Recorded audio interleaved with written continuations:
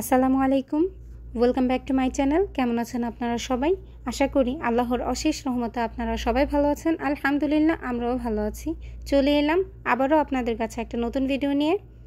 ভিডিওটি শুরু করার আগে আপনাদের কাছে আমার রিকোয়েস্ট রইল, যারা যারা অলরেডি আমার ভিডিওটি দেখা শুরু করেছেন তারা প্লিজ আমার ভিডিওটিতে একটা লাইক দিয়ে কমেন্ট করবেন, আর যারা নতুন আছেন সাবস্ক্রাইব করে আমার পাশে থাকবেন, অল বাটনে ক্লিক করে রাখবেন, আর কমিউনিটিতে অবশ্যই একটা লেটার রাখবেন, এতে করে আপনাদের ব্যাগ দিতে আমার সুবিধা হবে। আমি আজ আপনাদের সাথে মৌমিতার বিষয়ে কিছু কথা বলবো। হ্যাঁ, আমি জানি মৌমিতার ঘটনাটি ঘটে গেছে, অনেক দিন হয়ে গেছে। তাহলে আজ কেন হঠাৎ এই বিষয়ে আমি কথা বলছি, তার কারণটাও আমি বলছি। মৌমিতার সাথে যে ঘটনাটি ঘটেছে তা কিন্তু খুবই কষ্টদায়ক, যেটা কিনা ভাষা প্রকাশ করার মতো না। এবং এই বিষয়টি নিয়ে কিন্তু এখনও পর্যন্ত কলকাতাতে আন্দোলন হচ্ছে। আমরা দেখেছি মিডিয়ায় অনেকেই কিন্তু এই আন্দোলনে যোগ দিয়েছে। এখন আমি আমাদের দেশের কথা বলি। সেটা হচ্ছে, আমাদের দেশে যখন কোঠা আন্দোলন হয় তখন কিন্তু আবু সাঈদের মৃত্যুর পর আমাদের দেশের সবাই আন্দোলনে নেমে যায়, আর আস্তে আস্তে সেটা বড় হয় এবং হাজার হাজার ছাত্রছাত্রী ভাই বোনদের সাহস এবং জীবন দেওয়ার বিনিময়ে কিন্তু আজ আমাদের দেশ স্বাধীন। যাই হোক, আমি মৌমিতার সাথে আমাদের দেশের আন্দোলনের কথা কেন বলছি তার কারণ হচ্ছে, রিসেন্টলি আমি একটা সংবাদ শুনেছি। সেটা হলো, মৌমিতার সাথে এত ভয়াবহ নৃশংস ঘটনাটি ঘটার 4 দিন পর আরও 3 থেকে 4 জনের রেপ হয় কলকাতাতেই, এবং কলকাতার সবাই কিন্তু এখন অনেক বড় আতঙ্কের মধ্যে আছে। এখন আপনারা বলতে পারেন যে আপু, আপনি এই খবর পেলেন কোথা থেকে? পেয়েছি আপু, এমন একজনের কাছে পেয়েছি যে কিনা অনেক বড় একজন ব্লগার, আর কলকাতারই একজন আপু, অনেক বড় ফেমাস, তার কাছ থেকে খবরটা শুনেছি।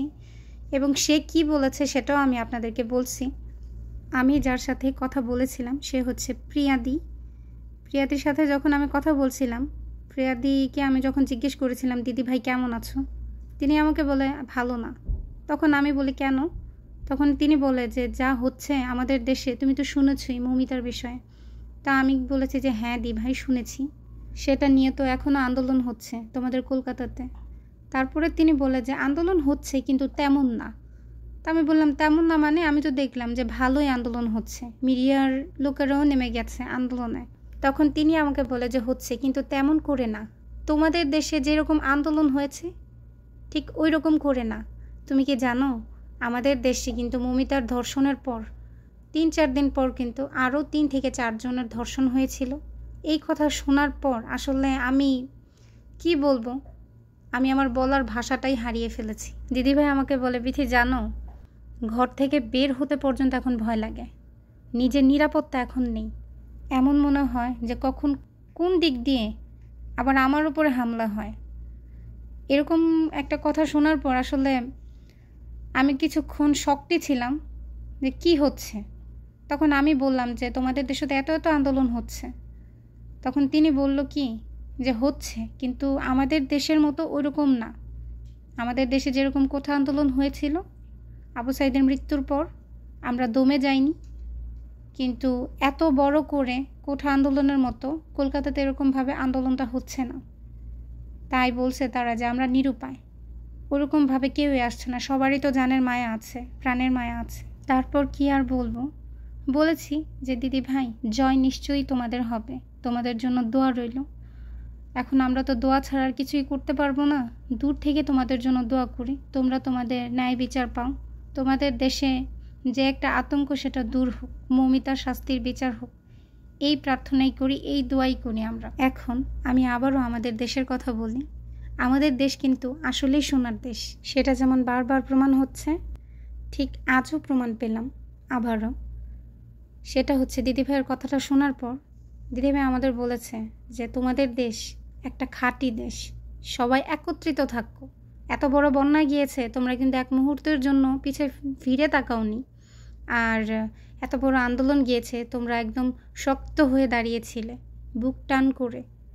আসলেই প্রাউড করার মতো তোমাদের বিষয়গুলো আমরা দেখেছি, আমাদের খুবই ভালো লেগেছে। আসলে বলতে গেলে আমাদের দেশের সবাই যদি দমে যেত তাহলে কিন্তু স্বৈরাচারী কখনো তার সিট ছাড়তো না, সে কিন্তু এখনও আমাদের ঘাড়ে বসে আমাদের ঘাড়ের রক্ত চুষে খেত। সালাম জানাই ওই সকল ভাই বোনদের প্রতি যারা কিনা এত কষ্ট করে আন্দোলন করে, এত অত্যাচার সহ্য করে আমাদের ন্যায় বিচার পাইয়ে দিয়েছে, যাদের কারণে আমাদের দেশ আজ স্বাধীন বাংলাদেশ। তবে মৌমিতাকে নিয়ে যে আন্দোলনটা কলকাতাতে হচ্ছে, আমরাও চাই দোষীরা শাস্তি পাক, সবাই জয়ী হোক, বিচার হোক সেই নরপিশাচদের যারা কিনা এত বড় নৃশংস একটা ঘটনা ঘটিয়েছে। এবং আমাদের আশেপাশেই কিন্তু এরকম জঘন্যতম জঘন্য নরপিশাচ আছে, যেটা কিনা আমরা খালি চোখে দেখতে পাই না। অনেক আত্মীয়র আড়ালেও এরকম মুখোশধারী লোক আছে। সেটা আমাদের বুঝে চলতে হবে, চোখ কান খোলা রেখেই চলাফেরা করতে হবে। সেটা যতই কাছের মানুষ হোক, কার মনে কি সেটা কিন্তু আমরা কেউই জানি না। তাই নিজেদের নিরাপত্তা নিজেদের কাছেই রাখতে হবে।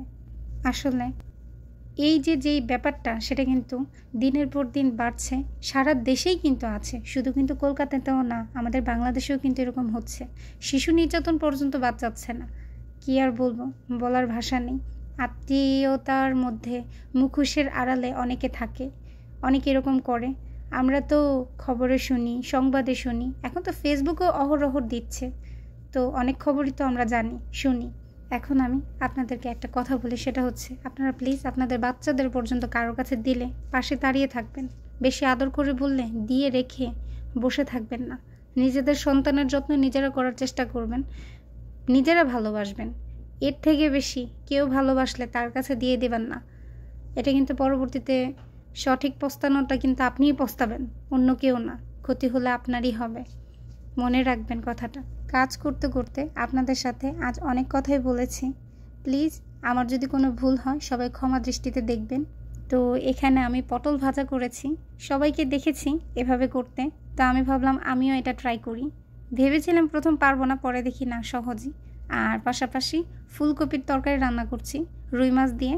রুই মাছটা আমি আগে থেকে ভেজে নিয়েছিলাম, এখন আমি ঝোলের মধ্যে মাছটা দিয়ে দিয়েছি। জীবনে কখনো আপনি আপনার সন্তানকে দিয়ে কাউকে বিশ্বাস করবেন না। মনে রাখবেন, আপনার সন্তানকে একমাত্র আপনি ছাড়া পৃথিবীর কেউ সবচেয়ে বেশি আদর করতে পারবে না। বিশেষ করে মেয়ে বাচ্চাদের তো নাই। আর মেয়েরা যদি বড়ও হয়ে যায় তখনও তাদের প্রতি খেয়ালটা রাখবেন, ছেড়ে দেবেন না। এটা ভাববেন না যে আমার সন্তান বড় হয়ে গিয়েছে, এখন সে তার নিজের খেয়াল রাখতে পারবে না। হতে পারে আপনার মেয়ে তার নিজের খেয়াল রাখতে পারে, কিন্তু কি বলেন তো, আশেপাশে তো অনেক শকুনের নজর আছে, বলা তো যায় না কখন কার নজর কখন কোন দিকে পড়ে যায়। তাই নিজের সন্তানের যত্নটা, নিজের মেয়ের যত্নটা নিজেরাই করবেন সব সময়। এই তো আমার ফুলকপি রান্না হয়ে গিয়েছে, এখন এর মধ্যে আমি ধনেপাতা দিয়ে দিলাম, কিছুক্ষণ জাল করে তারপর নামিয়ে নেব। এই ছিল আমার আজকের আয়োজন। তেমন বেশি কিছু করিনি, ফুলকপি তরকারিটা রান্না করেছি আর ভাবলাম যে পটল ভাজাটা করি, রাত্রে কিছু হালকা পাতলা আয়োজন করব, সেটাই খেয়ে নেব। তো এই কাজ করতে করতে অনেক কথাই আপনাদের সাথে বলে ফেলেছি। আসলে কি বলেন তো, কিছু কিছু কথা আছে যে মুখে না বলে থাকা যায় না। ভাবিনি যে মৌমিতার বিষয়টা নিয়ে আমি কথা বলবো, তারপরেও বললাম, জানানো দরকার, না বলে থাকতে পারলাম না। তো এই ছিল আমার দুপুরের ছোট্ট আয়োজন। তো সবসময় তো আর মাংসের ভিডিও দিতে পারি না, কিছু কিছু সময় সবজিও খাই, সেটাও আপনাদের সাথে শেয়ার করলাম। তো এই ছিল আমার আজকের ভিডিও। সবাই ভালো থাকবেন, সুস্থ থাকবেন। আল্লাহ হাফেজ অ্যান্ড আসসালামু আলাইকুম।